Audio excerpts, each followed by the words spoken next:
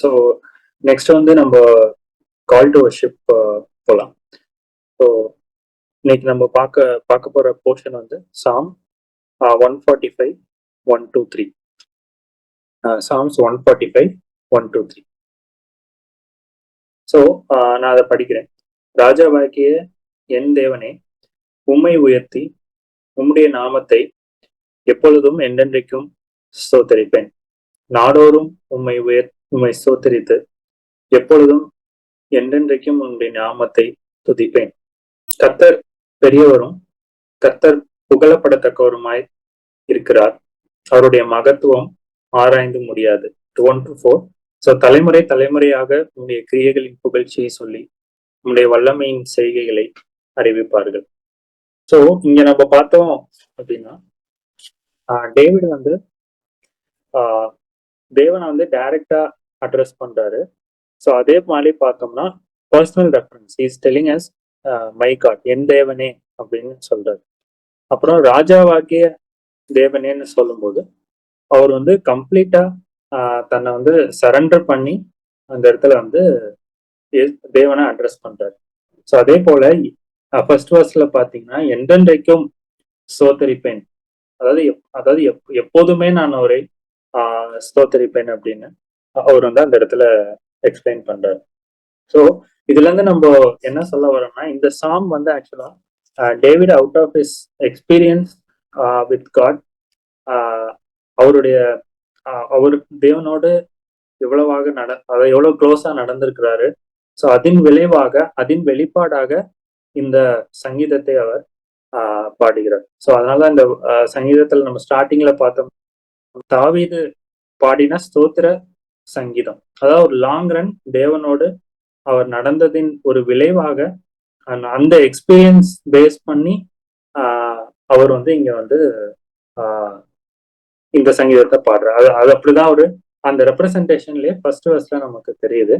So second வர்ஸ்ல பார்த்தோம்னா நாடோறும் உம்மை ஸ்தோத்தரித்து, அதாவது டெய்லி ஹி வில் பிரைஸ் அப்படின்னு இங்கிலீஷ்ல celebrations daily he will plus அப்படின்னு சொல்லியிருக்காங்க. அதாவது டெய்லி, அதாவது தினமும் அவரை துதிக்கப்படுவதற்கு தேவன் பாத்திரமானவர், எப்பொழுதும் என்றென்றைக்கும் உங்களுடைய நாமத்தை துதிப்பேன். அப்புறம் அவர் இன்னும் ஸ்க்ரூட்டனைஸ் பண்ணி எப்பொழுதுமே நான் உண்மை துதித்து கொண்டே இருப்பேன் அப்படின்னு சொல்லி அவர் பாடுறாரு. இதை ஏன் அவரு சொல்றாருன்னா, அப்படிப்பட்ட ஒரு தேவன், அப்படிப்பட்ட மகத்துவமான ஒரு தேவன், அவருடைய செய்கைகளை இவர் ஒவ்வொரு நாளும் எண்ணி பார்த்திருக்கிறார், அதை உணர்ந்திருக்கிறார், ருசி பார்த்திருக்கிறார்.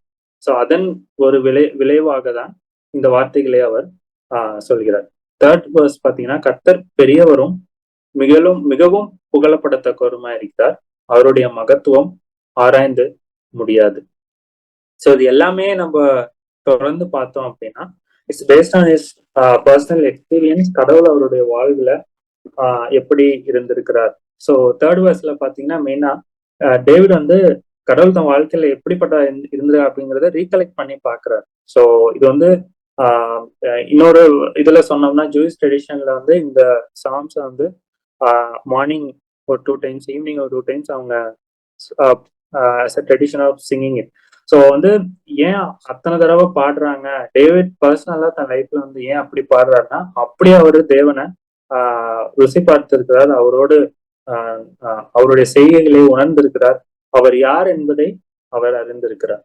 ஸோ அதேதான். ஸோ இது மெயினா அடுத்த வசனம் பாட்டுன்னா, தலைமுறை தலைமுறையாக உங்களுடைய கிரியைகளின் புகழ்ச்சியை சொல்லி உங்களுடைய வல்லமை உள்ள செய்திகளை அறிவிப்பார்கள். இது வந்து ஒரு ப்ராபர்ட்டிக்கா அவர் சொல்றாரு. அவரை உண்மையா உணர்ந்த எல்லாருமே தலைமுறை தலைமுறையா அவருடைய கிரியைகளை புகழ்ச்சியை சொல்லி அவருடைய வல்லமையின் செயல்கள். இப்ப இது இன்னைக்கு நம்ம யோசிச்சு பார்த்தோம்னா, இது கரெக்டா கிறிஸ்துவை ஏற்றுக்கொண்ட ஒவ்வொருடைய வாழ்க்கையிலும் எல்லாருடைய வாழ்க்கையிலும் அப்படிதான் நம்ம இருக்கிறோம். எவ்வளவு தலைமுறைகள் ஆனாலும் கிறிஸ்துவை ஏற்றுக்கொண்டவர்கள் அவருடைய வல்லமையின் செயல்களை அறிவிப்பார்கள். சோ இதுல இருந்து நம்ம மெயினா என்ன கத்துக்கிறோம் அப்படின்னா, இருதயத்தின் நிறைவினால் நாவு பேசும் அப்படின்னு சொல்லி நம்ம ஒரு இதுல பார்ப்போம். சோ அதான் டேவிட் தேவன் தன்னுடைய வாழ்க்கையில செய்த காரியங்களை உணர்ந்து பார்த்து இருதயத்தின் நிறைவினால் இப்படிப்பட்ட வார்த்தைகளை அவர் பேசுகிறார். ஸோ அதாவது நான் உள்ளம் ஃபுல்லா அவர் வந்து தேவன் தன்னுடைய வாழ்க்கையில செய்தது, எப்படி தான் விழுந்தபோது சில கடினமான சூழ்நிலைகள்ல அவர் எப்படி தன்னோடு இருந்தார். சோ அப்படிப்பட்ட உள்ளத்தின் நிறைவுனால தேவனை வந்து தாவீது வந்து முழு மனதோடு அவர் பர்சனலா ரெஃபர் பண்ணி அவருடைய பர்சனல் எக்ஸ்பீரியன்ஸ்ல என்றென்றைக்கும் அவர் துதிக்கப்பட வல்லமையுள்ள கர்த்தர். அவர் எல்லாவற்றிற்கும் மேலானவர். சோ அவர்கிட்ட நம்ம முழுமையாக நம்ம ஒப்படைத்து நாம் அவரை துதிக்க வேண்டும். சோ அப்படிங்கிறத நம்ம இதுல இருந்து பாக்குறோம். அதாவது David piled praise upon praise, அதாவது தொடர்ந்து அதாவது அன்எண்டிங்கா அவர் வந்து பிரைஸ் பண்ணிக்கிட்டே இருக்காரு. சாம்ஸே அப்படிதான் இருக்கும். ஆனா இந்த 4 வெர்சஸ்ல பார்த்தோம்னா அவர் தன்னுடைய பர்சனல் எக்ஸ்பீரியன்ஸ்ல தொடர்ந்து அவர் பிரைஸ் பண்ணிக்கிட்டே இருக்காரு. ஸோ நம்மளுடைய வாழ்க்கையிலும் அப்படியேதான். நம்மளும் தேவனை வர்ஷிப் பண்ண வரும்போது அவர் நம்முடைய வாழ்வுல செய்த எல்லா காரியங்களும் விசேஷமாக அவருடைய குமாரனை கொடுத்து நம்மை அவரோடு சேர்த்து கொண்டார், நித்திய வாழ்வுக்கு நம்மை சொந்தமாக்கி இருக்கிறார் என்ற நிறைவோடு, அந்த நிறைவுதான் நம்மை அதாவது பிரைஸ் பண்ண வைக்கணும். சோ அதே போல மற்றும் நம்முடைய வாழ்வில் அவர் எப்படியாக அந்த பாதையில நடத்துகிறார், அதுதான் அந்த நிறைவோட நம்ம ஒவ்வொரு தடவையும் நம்ம வந்து துதிக்கணும்.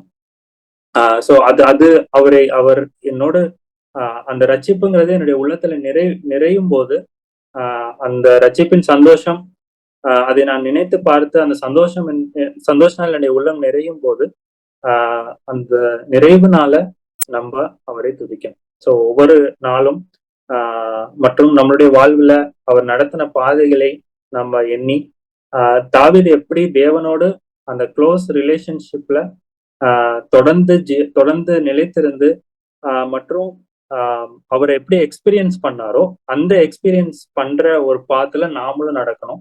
அந்த எக்ஸ்பீரியன்ஸின் விளைவாக அதை நம்ம வாழ்வுல உண்மையாக எண்ணி நம்ம துதிக்கணும். சோ வாயால மட்டும் இதை செஞ்சாரு அதை செஞ்சான்னு சொல்லி நம்ம பிரைஸ் பண்ணாம உண்மையான உள்ளத்தோடு ஏன்னா 3rd வெர்ஸ்ல பாத்தீங்கன்னா கர்த்தர் பெரியவரும் மிகவும் புகழப்படத்தக்கவருமாய் இருக்கிறார். சோ இதெல்லாம் வந்து இந்த மாதிரி வார்த்தைகள்லாம் அவருடைய பர்சனலா அவரை டேஸ்ட் பண்ணதுனாலதான் தாவீதால இப்படிப்பட்ட காரியங்களை சொல்ல முடியும். சோ நம்மளுடைய வாழ்க்கையிலும் அப்படிப்பட்ட ஒரு personal relationship with God daily என்றென்றைக்கும் எப்பொழுதும், அதாவது ஈச் அண்ட் எவ்ரி மினிட் நம்ம அவரோட இருக்கும் போதுதான் இப்படிப்பட்ட பிரைசஸ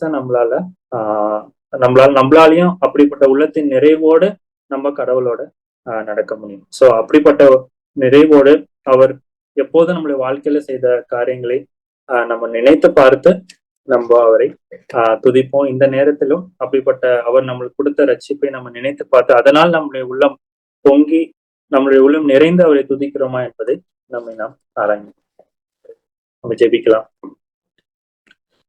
ஆண்டவரே, இந்த நல்ல வேலையை கொடுத்ததுக்காக நன்றி செலுத்துகிறோம். இந்த நேரத்திலும் நாங்க இந்த வர்ஷிப் பார்த்தது போல கர்த்தாவே, நீர் எங்கள் வாழ்விலே செய்த காரியங்களை நாங்கள் நினைத்து ஆண்டவரே, நீர் எங்கள் வாழ்க்கையில உங்களுடைய குமாரனை கொடுத்து எங்களை ரட்சித்திருக்கிறீர் மற்றும் அந்த ரட்சிப்பின் பாதையில தேவ நீர் எப்படியாக எங்களை நடத்துகிறீர், இனிமேலும் நடத்துவீர். ஆண்டவரே, நீர் சகலவற்றையும் நன்மைக்கு எதுவாகவே நடத்துகிறீர் என்ற உள்ளத்தின் நிறைவோடும் அந்த சந்தோஷத்தோடும் ஆண்டவரே நீர் எங்களோடு இருக்கிறீர் என்ற சந்தோஷத்தோடும் நாங்கள் எப்போதும் உண்மை துதிக்கிறவர்களாக இருக்கவும். ஆண்டவரே, வெறும் வாயினால் அல்ல ஆண்டவரே, நாங்கள் சுற்றி இருக்கிற கிரௌட்ல ஆண்டவரே நாங்கள் துதிக்கிறார்கள் என்பதற்காக அல்ல, ஒரு பர்சனல் ரிலேஷன்ஷிப் எப்படி டேவிட் உங்களோடு மெயின்டைன் பண்ணி ஆண்டவரே he calls you as my God. So அதே போல ஆண்டவரே அப்படிப்பட்ட உறவு நிலையோடு நாங்கள் உண்மையான உள்ளத்தோடு நாங்கள் துதிக்கவும். ஆண்டவரே, தலைமுறை தோறும் ஆண்டவரே உண்மை ஏற்றுக்கொண்டவர்கள் உண்மை இன்றும் என்றும் துதித்து கொண்டே இருப்பார்கள் என்ற வெளிப்பாடோடு தாவீது சொன்னது போல ஆண்டவரே அதே ஒரு உள்ளத்தின் நிறைவும் அந்த மகிழ்ச்சியோடும் அந்த உண்மையான உள்ளத்தோடும் நாங்கள் மத்தேயுல பார்த்தது போல உள்ளதை உள்ளதென்றும் இல்லதை இல்லதென்றும் சொல்லுவது போல ஆண்டவரே அந்த உண்மையான உள்ளத்தை ஓடு நாங்கள் எப்போதும் உண்மை துதிக்கவும். ஆண்டவரே, நீர் எங்கள் வாழ்வில் செய்த எல்லா கிரியைகளும் எண்ணி நாங்கள் உண்மை துதிக்கவும். ஆண்டவரே, நீங்க கிருபித்தாங்க. அப்படி ஒரு பர்சனல் எக்ஸ்பீரியன்ஸ்க்கு நேராக தேவன் எங்களை நடத்துகிறாங்க. தொடர்ந்து நீர் எப்போதும் இந்த வேலையில மகிமைப்படுகிறார். இயேசு மூலம் ஜெபிக்கிறோம். ஜெயமுள்ள நல்ல பின்னாடி. ஆமாம்.